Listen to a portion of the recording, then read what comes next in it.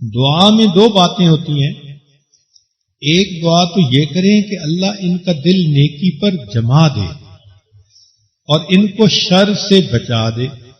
اور دوسری دعا یہ بھی کریں کہ اللہ بچوں کی تربیت کے بارے میں برموقع جو بات ہو وہ میرے دل میں ڈال دیجیے تاکہ میں صحیح فیصلہ کروں. ماں کو کئی مرتبہ ڈیسیژن میکنگ میں دشواری ہوتی ہے، بچے کو ہینڈل کرنے میں دشواری ہوتی ہے، اس لیے کہ ہر بچے کی الگ طبیعت ہوتی ہے. کچھ بچوں کی طبیعت میں تیزی ہوتی ہے، کچھ کی طبیعت میں دھیما پن ہوتا ہے، دونوں کو ہینڈل کرنے کا طریقہ ڈیفرنٹ ہے. پھر بیٹوں کے اندر ریبیلیسنس زیادہ ہوتی ہے، بچیاں سبمسو ہوتی ہیں، تو دونوں کو ہینڈل کرنے کا طریقہ ڈیفرنٹ ہوتا ہے. تو کس موقع پہ کیا کرنا ہے